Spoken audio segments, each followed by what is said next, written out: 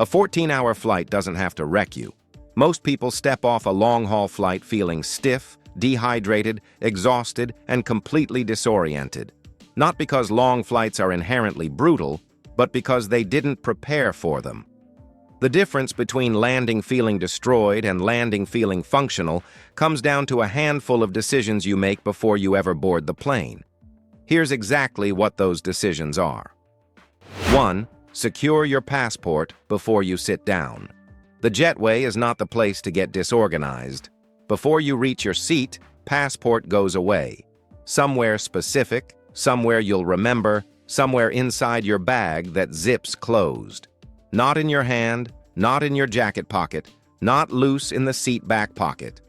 Once you sit down, boarding is still happening around you, things move fast, and the last thing you want is to be digging through your bag trying to remember where your travel documents are while 200 people file past you. Decide where your passport lives before you board. Put it there. Don't change it mid-flight. 2. Wipe everything down immediately. Before you do anything else after sitting down, before you connect to Wi-Fi, before you open the menu, before you start the entertainment system, wipe down every surface you're going to touch for the next 14 hours. Tray table, armrests, headrest, seatbelt buckle, all of it.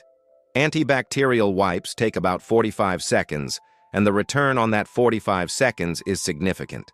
Aircraft are cleaned between flights, but not deeply, and not every surface. The tray table you're about to eat off has been touched by every passenger in that seat before you. Wipe it down. It's one of the simplest habits in travel and one of the most consistently skipped. While you're at it, check that nothing around you is broken or already soiled. Better to flag it before takeoff than discover a problem at 35,000 feet with nowhere to go. 3. Wait until after takeoff for sleep aids. If you're planning to take anything to help you sleep, melatonin, Benadryl, anything, wait until you're in the air. Flights get delayed after boarding. Planes get swapped. Passengers get moved. Any number of things can happen between the moment you sit down and the moment the wheels leave the ground. Taking a sleep aid on the ground and then sitting on the tarmac for 90 minutes is a miserable situation. You're groggy, you can't sleep because you haven't taken off yet, and if anything requires your full attention, a gate change, a rebooking, any kind of disruption, you're dealing with it at half capacity. Wheels up first, then the melatonin. 4. Build a dedicated comfort pouch. This is one of the highest return investments you can make for long-haul travel, and almost no one does it systematically. The concept is simple. One small pouch that contains everything you need to stay comfortable during the flight. Not scattered across 3 bags, not buried at the bottom of your carry-on. One pouch, within reach, containing exactly what you need. What goes in it? Lip balm and unscented hand lotion. Cabin air is aggressively dry, and you'll feel it within the first hour. Deodorant and body wipes for freshening up mid-flight or before landing. A small pack of tissues. Basic pharmacy items. Pain reliever, something for your stomach, Imodium. Band-aids, any personal care items you rely on. And dental basics, a travel toothbrush, toothpaste, a few flossers. Brushing your teeth before landing makes a noticeable difference in how human you feel when you step off the plane. If you wear contacts, bring your lens case pre-filled with solution. Switching to glasses mid-flight is more comfortable on a long haul, and having that option available without digging through your bag makes the decision easy. One practical trick, bring a small clip or use a hanging toiletry bag so you can attach the pouch to the seat in front of you. 5. Keep your tech organized separately. Comfort items in one pouch, tech in another. Keeping these separate sounds like a small thing, it's not. Mid-flight, in the dark, trying to find your charging cable while not waking up the person next to you, you'll be glad everything has a designated location.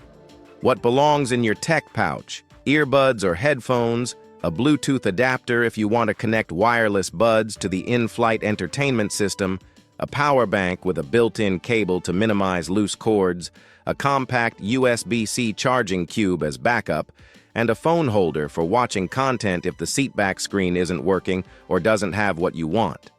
Keep the tech pouch in your underseat bag, not in the overhead bin. You're going to reach for it multiple times during the flight. 6. Invest in the right sleep setup. A neck pillow is not optional on a long-haul flight. The question is, which one actually works? The most effective setup for sleeping upright on a plane is a head strap-style pillow, one that attaches to the adjustable headrest on your seat and stabilizes your head so it doesn't drop to one side. Head bobbing is one of the primary reasons people can't stay asleep on planes, and this design eliminates it without affecting the person behind you. If that style doesn't work for you, a structured neck brace pillow or a quality donut pillow are the next best options. The specific design matters less than the principle. Your head needs support. Without it, you'll wake up every 20 minutes and never get into any real sleep. Pair whatever pillow you use with a quality blackout eye mask. Even if you have the window seat and the shade is down, there are bright screens everywhere around you on a night flight. An eye mask costs almost nothing and solves all of it. 7. Use sound strategically. What you listen to while you're trying to sleep matters more than most people realize. White noise and ambient sound are the most reliable options for masking cabin noise, engine hum, air conditioning, the person 3 rows back who won't stop talking. A dedicated sleep sounds app or a downloaded playlist of white noise gives you consistent audio that blocks out the inconsistent sounds around you. A counterintuitive option that works well. Audiobooks or podcasts you've already heard before. Because you already know what happens, you don't feel compelled to stay alert and follow along. Your brain can relax into it without fighting to stay engaged. It's a reliable way to ease into sleep on a flight without needing anything pharmaceutical. Build a sleep playlist before you leave home. Calming music, white noise, anything you personally associate with winding down. Having that familiar audio cue ready on the plane helps your brain recognize it's time to sleep even in an unfamiliar environment. 8. Hydrate aggressively. Cabin air on a commercial aircraft typically runs at humidity levels between 10 and 20%. For reference, a desert averages around 25%. You are sitting in air that is drier than a desert for hours at a time, and the dehydration happens whether you feel it immediately or not. Drink water consistently throughout the flight, not just when you're thirsty. Thirst is a lagging indicator. By the time you feel it, you're already behind. If you're restless, uncomfortable, and struggling to get settled during a long flight, dehydration is frequently the reason. Yes, drinking more water means getting up to use the bathroom more often. That's not a downside. Getting up and moving around improves circulation, reduces stiffness, and makes it easier to get comfortable when you sit back down. 9. Wear compression socks. Sitting still for 10 to 14 hours significantly slows circulation. The result is what most long-haul travelers know well. Heavy legs, swollen feet, stiffness that makes it hard to get comfortable, and that restless feeling that keeps you from sleeping even when you're exhausted. Compression socks address all of it.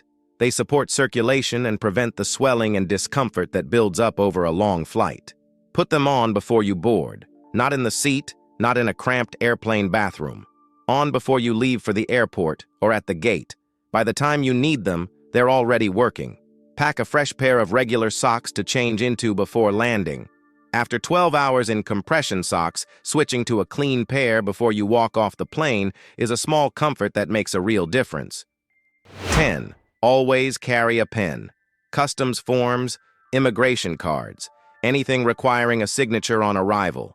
Pens are not always available when you need them, and asking the person next to you when you're both half asleep at 4 a.m. trying to fill out arrival paperwork is not a situation you want to be in. One pen in your comfort pouch, always. It takes up no space, and it will save you at least once on every international trip. 11. Pack for temperature swings. Airplane cabin temperature is unpredictable and outside your control. One flight is freezing from the moment the door closes. The next one is stuffy and warm until somewhere over the Atlantic. A lightweight wrap or shawl solves both problems. Wear it on board, use it as a blanket if the cabin gets cold, fold it away if it doesn't. Cashmere or a soft merino blend packs small and works better than the thin airline blankets that may or may not be available. If you tend to run hot, a small handheld fan is worth the minimal space it takes. 12. Arrive at the airport already tired. This is the one that most people overlook entirely, and it might be the most effective item on this list. Your ability to sleep on a plane is directly tied to how tired you are when you board. Get up earlier than usual on departure day. Limit caffeine in the hours before your flight. Take a long walk or get some exercise before you head to the airport. Burn down your energy reserves so that when you sit down in that seat, your body is ready to shut off. The travelers who sleep well on long flights aren't always the ones with the best gear. They're the ones who board already tired, already prepared, and already knowing exactly what they're going to do once the seatbelt sign turns off. Do the work before you board. Everything else follows from there. Long flights are not comfortable by design.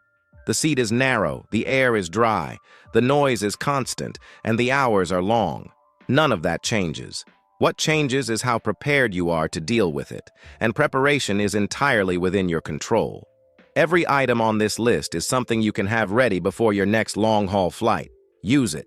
If you found something that made a long flight significantly more bearable, something that isn't on this list, drop it in the comments. Experienced travelers share the best tips, and this community has plenty of both. Hit like if this is going in your notes before your next long flight.